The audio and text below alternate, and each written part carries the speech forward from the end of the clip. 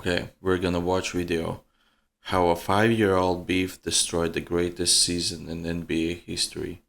Most times in the NBA, when players have beef, it's usually nothing. Maybe some smack talk here and there, some friendly banter from time to time, a subtle jab, or some extra motivation for the next time they match up. Fuck. From time to time, a subtle jab, or some extra motivation. This was the beef. This was the season. Fucking hate KD for that move.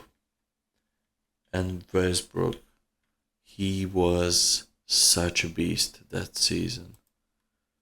For the next time they match up. In rare occasions, beefs grow into something more. Real rivalries with very real consequences. But more often than not, the respect is mutual. And the beef players have is in the spirit of some good, admirable competition. But what if it wasn't? Okay. What if it got so out of control, it altered the very history of the NBA itself? What? When two players despise each other so much that the mere comparison of them is met with consequence. And what if the beef began over something that never really even mattered in the first place?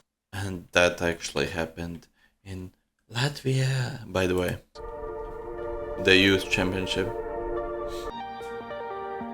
The first mention of Wemby and Chet together in some degree, at least from what I could find, was in a basketball forum all the way back in December of 2020, where a user asked the question, who are your top 5 players for the class of 2021 and 2022? Every single answer that followed containing both the names Victor Wembanyama and Chet Holmgren, but in different orders. Chet 2, Wemby 3, Chet 1, Wemby 3, Wemby 2, Chet 3, Wemby 1, Chet 2. 2020 doesn't feel too long ago, but anyone who had Victor as the best prospect in this class was well ahead of the curve, since at the time, he was just 16 years old and had about 10 months of film on his resume where he looked like an actual child trapped in a giant's body. Chet, on the other hand, was the #1 ranked prospect in America in his senior year of high school, already committed to Gonzaga and nearly 2 years older than Wemby.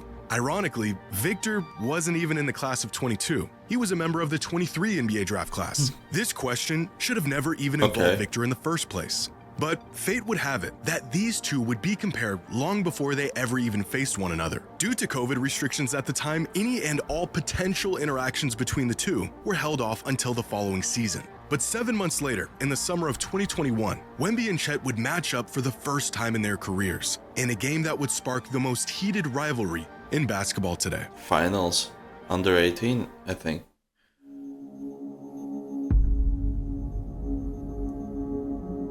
In July of 2021, the FIBA Basketball U19 final came down to the USA versus France, the most highly anticipated matchup of the summer with a world championship on the line. As usual, Team USA had a stacked roster featuring 10 future NBA players, some of which include Jaden Ivey, Peyton Watson, Kenny Lofton, Ryan Kolkbrenner, and the best player in the country, Chet Holmgren. France? Well, they had a 17-year-old Victor Wembanyama, who at the time was already seen as the best prospect in the world, regardless of age. The freakish frames and tools of both Wemby and Chet sparking conversations of similarities between the two. Both slim, lengthy big men with offensive games far too sharp for their size and NBA-ready defensive instincts. Who's better? Who is the rarer unicorn? By the end of this game, those questions were answered. Victor Wembanyama was clearly a step above everyone else. Wembanyama. Gets inside. Yes, boy. I freaking love Wembanyama's game. Wembanyama, how did you lose sight of him? And I like his aggressiveness. You know? And now he gets rejected. Puts it up, and he is fouled. Feeling that every possession important. Wembanyama for 3. His jump shot is actually so smooth for his length. Again, Lofton, and this time rejected. Hand on it. It's another tough shot attempt today. Miles, he gets Chet is just lucky to be playing for OKC. Despite being the youngest player on the court and finishing the game with 22, 8, and 8, as very visibly the best player on the floor, Team USA narrowly edged out France, beating them 81-83. And to add insult to injury, the tournament MVP was none other than Chet Holmgren, Wemby having to settle for a silver medal and a spot on the all-tournament team. Now, for most players on the brink of a promising NBA career, this entire tournament would be non-consequential, irrelevant within a few months. But Victor Wembanyama isn't like most players. As the awards were being handed out, Victor could be seen with a look of almost disgust. If you didn't know any better, you'd think France came in dead last by the way Victor handled this loss. Moping around, head down, dragging his feet, because he disinterested fouled in the whole out. thing, appalled even that they didn't win the tournament and he didn't win MVP. A moment that Victor Wembanyama recalls as the worst basketball memory of his life, saying, quote, "Just thinking about it makes my jaw clench. It's a regret. An unfilled hole inside me that I have to fix." This quote is borderline concerning. These are not the words of a kid ready to just forget and move on to a bright NBA career.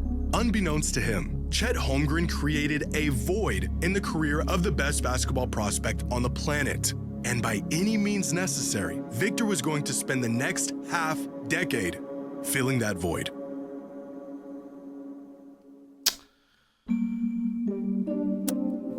It made him angry. By the start of the 2023-24 NBA season, Chet and Wemby were slated to face off in their first NBA matchup. But this wasn't just their first matchup in the league against each other. Although Chet was drafted a year before Wemby, an injury sidelined Holmgren for what should have been his rookie season. And so not only would they be battling for Rookie of the Year that entire season, the very first game of their respective careers were, of course, against one another. Now, this was a preseason game. It should not have meant anything at all. And it didn't mean anything to anyone besides Chet and Wemby, both of them going suspiciously hard in a preseason game in early October. Despite a few viral moments from Wemby, the Thunder came back and won the game, and it was Chet who outplayed Victor in just about every measurable way. And that's because he spent freaking year with NBA team already. This after the game, as if Victor needed any more motivation, as if the kid that was left with a hole inside him that needed to be fixed needed any more fuel to the fire, Chet Holmgren just doused it with a gallon of gasoline in front of the entire world. And thus, this rivalry officially began. In his post-game interview, Chet was asked about his budding rivalry with Wemby, to which he had this to say. I know you and Victor have been connected for years, even though you haven't played against each other very much. Right. And he just was saying that he thinks this is going to be the start of a lot of really good games against each other. Do you feel that way? 100%. You know, I played against him a couple years ago in FIBA, and you know, I plan to play a long time, and I'm sure he does too. So there'll be no choice but to, you know, go back and forth. So, and he was right.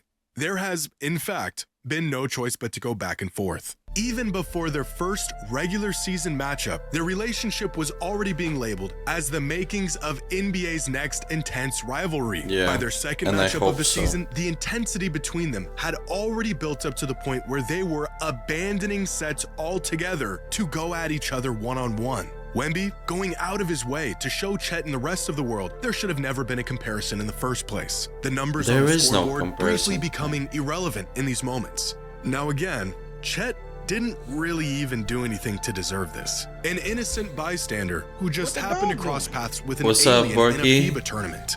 But Wemby had a hole inside him, and he was fixing it. After the game, the media only made things worse by leading off with a slew of questions about the rivalry and what the two thought of it. Yeah, in terms of not matching up directly with Chet, you guarded him. The Chet is maybe in front of this rivalry by team merits. They won championship because of the good team.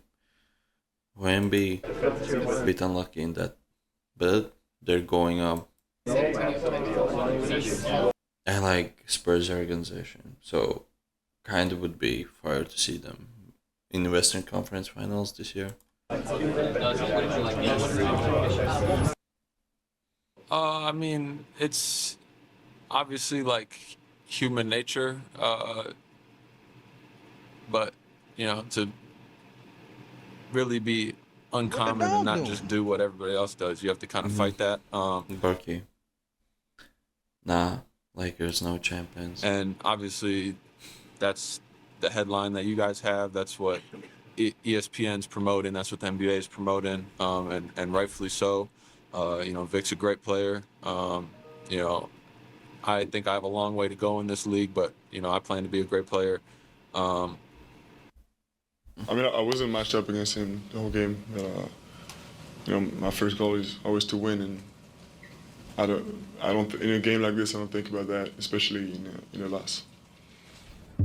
First impression of these two unicorns and their potential They're in the league, super it was chill. a fairly even matchup. Wemby was great, but so was Chet. Their names still intertwined, and for many fans, they were each other's equal. Yeah. This is potentially the beginning of something special, not only for the two of them individually, but the two of them head to head. I think both of these guys are studs. They're future stars. You think that there's a better version of me, or I've already bettered him in under 19? There's a competitiveness that you see from Chet.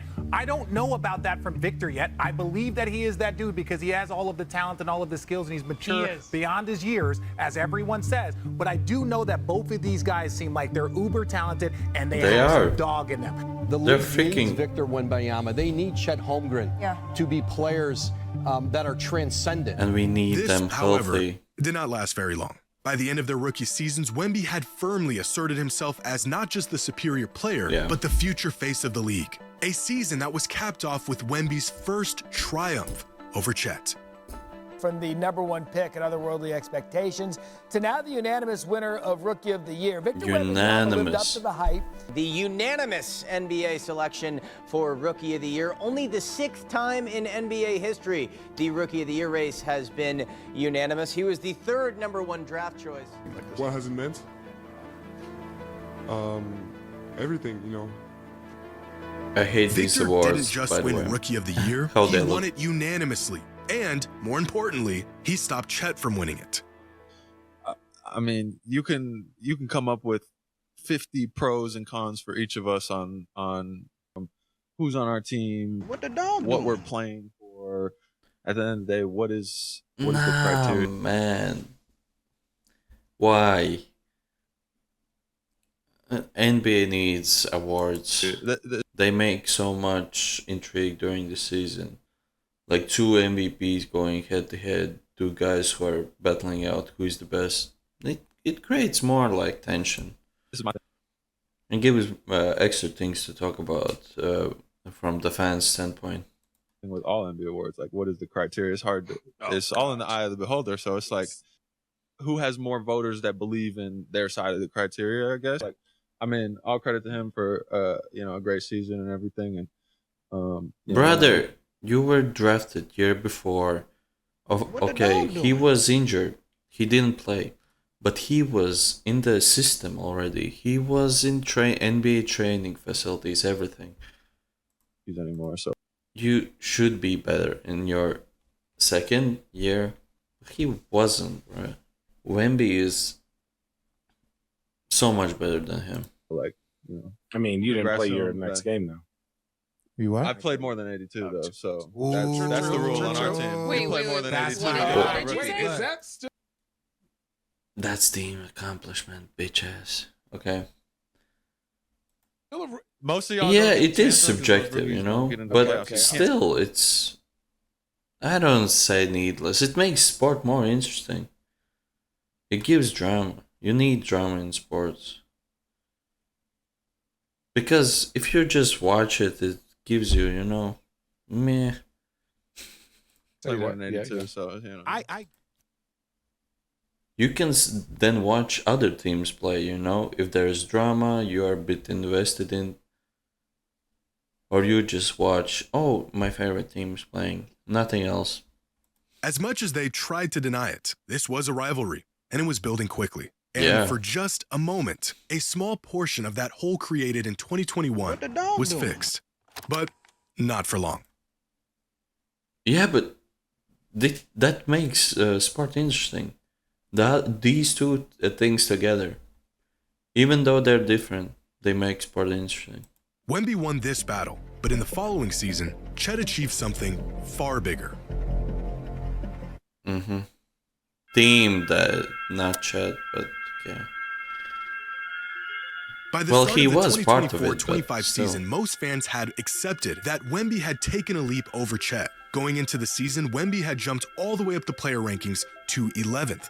Chet Holmgren, 32nd. Even in the description of his ranking, Chet unable to escape the expanding shadow of Victor's ascension. But despite the gap that he was building on Chet, Wemby was still unsatisfied with the fact that they were... Drama is not like drama that you see online, you know? Borky. I don't agree with you on this one. Still being mentioned in the same breath. In fact, his disdain for Chet and the Thunder was only growing over time. What happens when you bring up Chet to Victor? Well, Chet is not exactly Candyman, but Victor will not even say the man's name. Wow. And that's pretty much been the theme ever since. I like Wemby's attitude I'm a ride and to all San this. Antonio. I think it's because, you know, that there is a real budding rivalry here. And on both sides, both of those guys are trying to take the attention away from the rivalry and put it specifically on the teams, Oklahoma City and San Antonio. That's what's going on these days. But I'm telling you, they do not like each other. They respect each other, but you'll see it manifest itself on the court. As Andrew Schlecht of The Athletic put it, Wemby was creating his very own Voldemort. The kid was pouring mental lighter fluid on a fire that was already out of control. It only made matters worse when the Spurs acknowledged that they were using the Thunder as the blueprint for where they wanted to be in the future.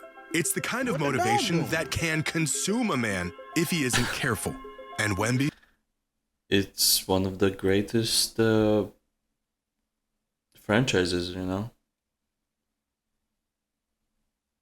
It's like Lord of the Rings, but in 20th century.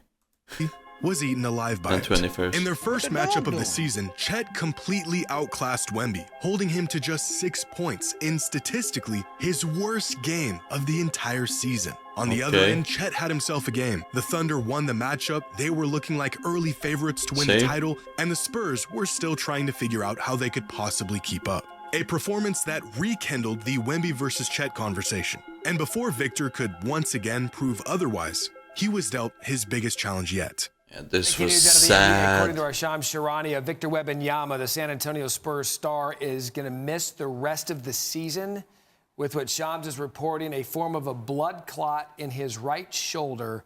He is out for the season, and the Spurs believe that this was crazy. While the Thunder were gapping the field and Chet was blossoming, they were even talking like,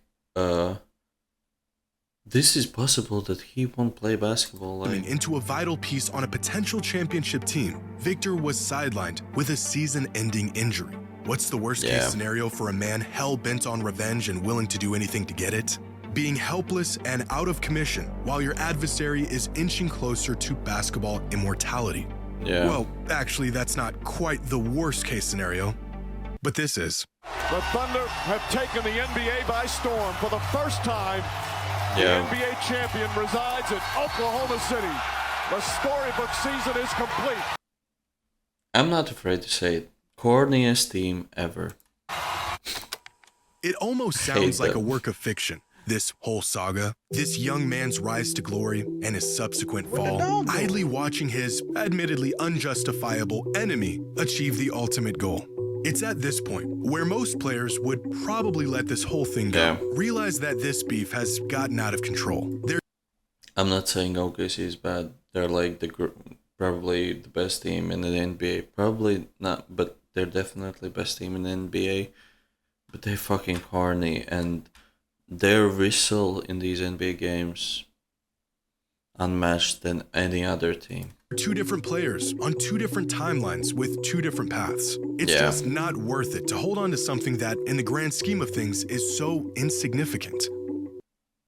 But Victor Wembanyama is not like most players. He came back this season like possessed.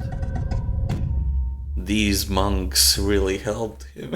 You personally have not faced this team since October 2024. You didn't know it had been that long? I knew it had been long, but I didn't know it had been more than a year. In what ways does today's version of you approach that matchup differently? I mean, with much more experience in this league, in life, much more knowledge, I would say, of who we are as a team. It's going to be a totally different game than any before. By the start of the 2025-26 NBA season, a lot had changed over the last year. Wemby was back and ready to play basketball again. He made another jump in the preseason player rankings from 11th to 5th. Chet also made a jump of his own from 32nd to 24th. For the first time, Wemby was officially recognized as an NBA superstar. Oh, and Chet was now an NBA champion. And if seeing Chet win MVP in a U19 FIBA tournament created a void in Wemby, seeing a ring on his finger created a black hole ready to swallow up anything in its wake. When recently asked if he considers there to be a rivalry between him and Chet, Wemby said, "No, I don't think about that. At least from a basketball standpoint, there's no comparison between us." What does Wemby think about the comparison? Well, his feelings hadn't changed. He's so appalled by it, he thinks there shouldn't be one. But maybe we should be asking Chet how he feels about the rivalry. Do you consider yourself and Victor Wembanyama a rivalry in the league? I don't think it's ever been up to players or teams to declare rivalries, so you're asking the wrong person. Yeah, I don't know about that. Regardless of what the fans or the media think, there is nothing we can do. There's no player comparison that good. Who's out for revenge? Like they're similar, but one is definitely better. And team comparison, OKC is better. For Chet at this point, no longer subtle or cordial. Fans and the media taking notice that this is not your average friendly back and forth. Wemby is a man possessed, and Chet Holmgren wants nothing to do with it. But while the Spurs were still trying to iron out some wrinkles and adjust to an evolving roster, the OKC Thunder were scorching the entire league. 10-1, 15-1, 20-1, entering conversations of OKC having a good chance of breaking the all-time record for wins in a season. And Chet Holmgren, the right-hand man to the league MVP, with much larger sights than a beef with Wemby. We've already sort of gone down the road. He says that he and Wemby have never really spoken. That rivalry is happening. I don't care what anybody says. Is there a possibility that Wemby's a little in his head at the moment? I think this thing is man-made. Yeah, listen, we want this. Okay, they're both 7-footers and they came out back-to-back years or whatever, and Chet was hurt. Other than that, that's where it ends for me. Like the real rivalry, it's levels to this conversation. The real rivalry to me is going to be SGA and Wemby. Those are the MVP candidates. Why would an MVP candidate have a rivalry with a guy that's not in that conversation? I think there's a lot of levels and a lot of layers to these conversations, and I think Wemby has graduated from that conversation of a rivalry with Chet. It looked like there was nothing that could slow down OKC, and for some it's there's different type of watchers. Those who watch clips of games, highlights, and TikToks about basketball. And those are the videos that get so much more clicks on YouTube and TikTok. Drama clips. Actual games, people who watch actual games. Okay, drama helps get some viewers, but it's not about women, I think. What the dog doing? Yeah, fake fans. Others can't afford to watch actual games, Now with all the subscriptions to watch the full season, you need like 6 or 7 subscriptions to watch the games. It's, I would say some people watch basketball how they like, And different also generations. Some people grew up with watching only highlight clips of their favorite games, But drama makes this sport interesting, making rivalries, This rivalry was a thing of the past. When it came time for these two to face off again, at least on paper, the Thunder... But this rivalry is from man to man, is now team to team also. The Spurs are getting better, and I like it. Were a better team in the midst of what could have been the greatest season the league had ever seen. But after 14 long months since the last time Victor saw Chet on the court, and 4 years after Chet stole his tournament MVP, on December 13th, the day had come, where he could finally get back to fixing that hole. NBA Cup. Missed the last 12, and he's getting ready to head on the floor. I watched this game. It was fire. 14. Harper pull up Jay, no. Tipped up and in. Instant impact from Wemby. No good. Another offensive board for Wembanyama. It's a different game now. Harper is lonely. Early in this game. Wembanyama goes down, gives it up. Champagny, 3-ball, corner pocket. Teardrop, no. Spurs is so much better right now. San Antonio is quite a bit better with Victor Wembanyama. That's why you have to go get a guy with my experience. Wemby, bottom. Yes. Dan Dwayne, Wemby's a plus 20. Not a post up for a big like Wemby is at the high elbow. Here's this matchup. Wembanyama with the rejection on home. Wembanyama changes everything. Go home, brother. Everything. It's over to Wembanyama. Made the catch. Fading away. Wemby. Wembanyama got it back. Bro, he's a great player. Too bad the Knicks knocked them out in the final. You snapped their 16-game winning streak, just their second loss of the season. We saw your emotions throughout this one, as everyone's saying that the Thunder is a team that is almost unbeatable. What does this win say about where this group is right now? It says a lot, and it says a lot about where it's going to be in the future. I mean, that's only their second loss of this season. It means something. Yeah, it means a lot. And they in the semi-final, right? Or no, this was a regular season game. Harper throw it up. Wembanyama dumps it.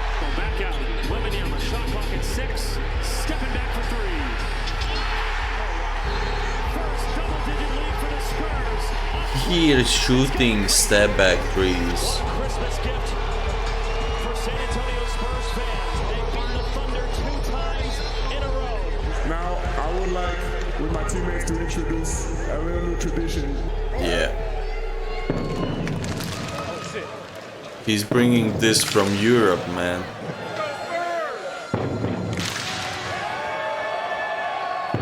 I like how he is trying to change culture. The San Antonio Spurs and the Oklahoma City in Thunder, NBA fandom Western in San Conference Antonio. rivalry. Wembanyama continues to have a profound impact for the Spurs positively, both the offensive end of the floor and the defensive end of the floor.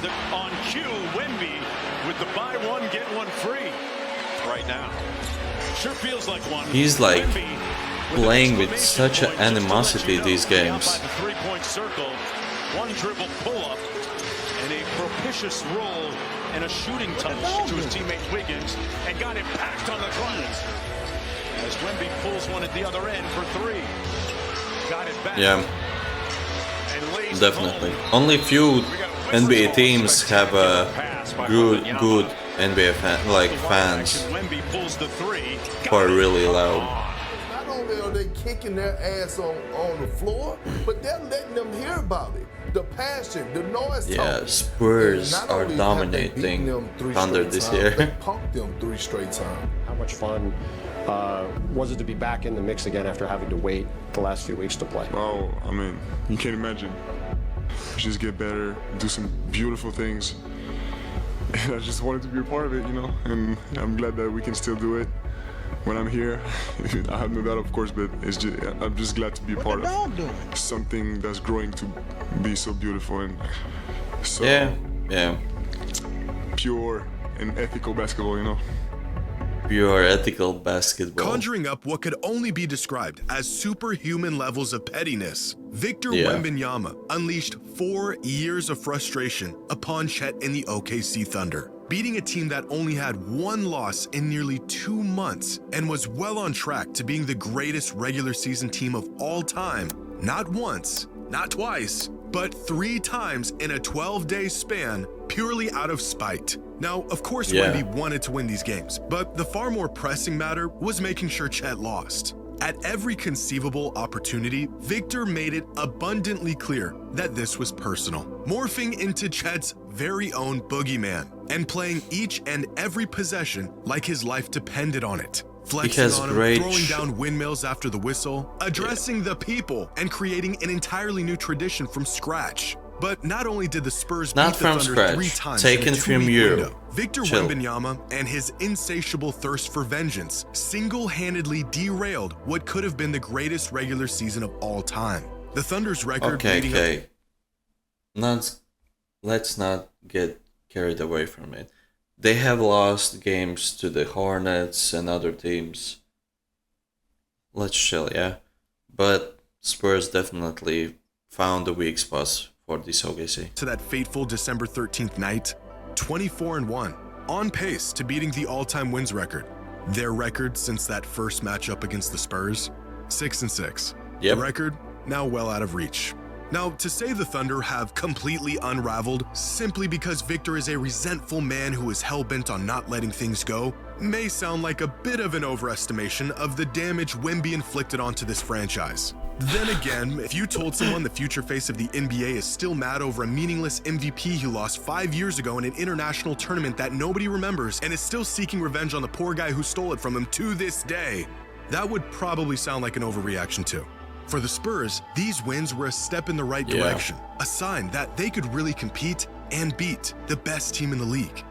But for Wemby, these wins were retribution. One step closer to filling the void where that MVP should be. Intrinsic proof that there should have been no comparison. And that he is definitively better than Chet. A conclusion that all of us reached about chilling 2 with years KG. ago. What the dog doing? He's gonna be a problem. Hey bro, what's up man? Hello from India. What's up man? Just watching some videos and holy shit. This Wemby and Chet beef. I hope this becomes like rivalry between OKC and Spurs. This season it's definitely the best rivalry in the NBA. Spurs and OKC. Hopefully we see them in playoffs. It's gonna be crazy. Because both teams will play so physical basketball.